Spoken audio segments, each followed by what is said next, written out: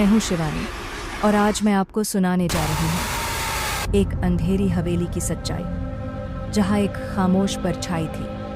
चलिए ये कहानी शुरू करते हैं। एक अंधेरी रात थी जब मैं अपने घर की छत पर बैठी थी। आसमान में बादल घिर रहे थे और ठंडी हवा चल रही थी। इस समय मुझे अकेलेपन का एहसास हो रहा था। मुझे याद है मेरे दोस्तों ने कहा था कि इस रात के बाद कुछ अजीब होगा।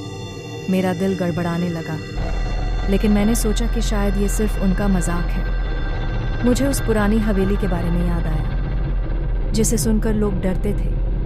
कहते थे कि वहाँ एक पुरानी आत्मा है जो रात के समय निकलती है।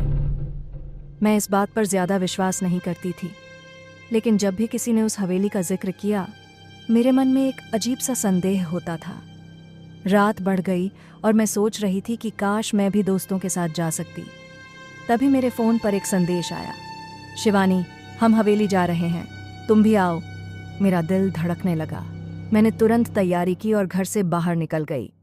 हवेली के पास पहुंचकर देखा तो सब कुछ खामोश था। चांदनी रात में वो हवेली और भी भयानक लग रही थी। मेरे दोस्तों ने मुझे देखा और हंसते हुए बुलाया, आखिर तुम आ गई। लेकिन उनकी आंखों में कुछ छिपा हुआ था। हम सब अंदर गए। हवेली का अंदर का माहौल बड़ा और भयानक था। दीवारें पुरानी और खंडर जैसी थीं, जैसे कभी किसी ने उनकी देखभाल नहीं की। हम सब ने एक दूसरे को देखा और समझा कि कुछ तो गलत है। तभी एक दोस्त अंकुर बोला, चलो सबसे ऊंचे मंजिल पर चलते हैं। हम सब एक पुरानी सीढ़ी से चढ़ते गए। जैसे ही हम ऊपर पहुंचे, एक अजीब सी खुशबू महसूस हुई। मैं सामने देखती हूँ तो एक पुरानी चूड़ियाँ बिखरी हुई थीं। फिर एक आवाज़ सुनाई दी, क्या तुम यहाँ आए हो? हमारे दिल धड़कने लगे। ये आवाज़ एक औरत की थी, लेकिन कैसे कोई औरत इस पुरानी हवेली में हो सकती थी? मैंने देखा एक परछाई थी जो धीरे धीरे सामने आ रही थी। उसका चेहरा चमक रहा था, लेकिन आंखें खाली थीं। वो आंखें जैसे कुछ पूछ रही थीं, लेकिन कुछ कह नहीं रही थीं। मेरी सांसें रुक गई थीं और मुझे समझ नहीं आ रहा था कि क्या करूं। चलो इसे बाहर ले चलें, अंकुर ने कहा।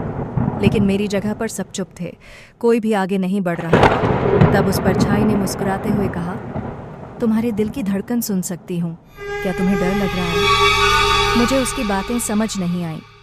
क्या तुम भी मेरे साथ आना चाहती हो? उसने पूछा। मैं सोच में पड़ गई, ये कोई मजाक है या कुछ और? फिर मैंने अपने दोस्तों की ओर देखा। उनके चेहरे बदल चुके थे।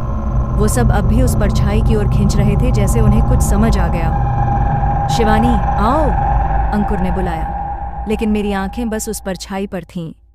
उसने कहा, तुम्हारे दोस्तों को मेरी जरूरत है, लेकिन क्या तुम्हें मुझे देखने का मन है? मैं घबरा गई। मैं नहीं आऊंगी।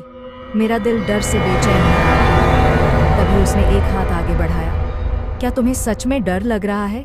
क्या तुम यहाँ नहीं रह सकती? मेरे होंठ सूख गए और मैं पलट गई। लेकिन जैसे ही मैंने पलटा, मेरी आंखें अंकुर पर पड़ गईं। उसकी आंखें अब खाली थीं, जैसे वो कुछ और बन गया हो। वह मेरी ओर आ रही है। अंकुर की आवाज़ सुनाई दी, लेकिन अब वह सिर्फ एक परछाई बन चुका था।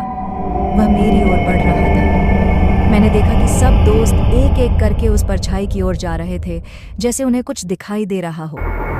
मैंने समझा कि यह सब सिर्फ एक ख्वाब नहीं, बल्कि एक भयानक सच्चाई थी। मेरा मन कर रहा था कि मैं भाग जाऊं, लेकिन मेरे पैर जैसे जमीन पर चिपक गए थे। फिर उस परछाई ने मुस्कुराते हुए कहा, तुम्हें भी आना पड़ेगा शिवानी। मैं भागकर सीढ़ियों की ओर दौड़ पड़ी। मेरे दिल की धड़कन बेहद तेज थी। जैसे ही मैं बाहर निकली, मुझे एक अजीब सी खुशबू महसूस हुई, लेकिन अब सब कुछ खामोश था। मैंने पलट कर देखा, सब मेरे दोस्तों का नाम ले रहे थे, लेकिन उनकी आंखें अब खाली थीं। मैं अंधेरों से भाग रही थी जब तक मुझे एक भी आवाज़ नहीं सुनाई दी।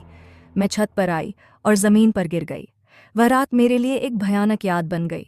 उस दिन के बाद मैंने कभी उस हवेली का नाम नहीं सुना, लेकिन उसकी खुशबू अब भी मेरे दिल में महसूस होती है। यह कहानी मेरी है और मुझे उम्मीद है कि आपको डर लग रहा होगा। हर अंधेरी रात में कुछ तो छिपा होता है जो कभी कभी हमसे मिलने आता है।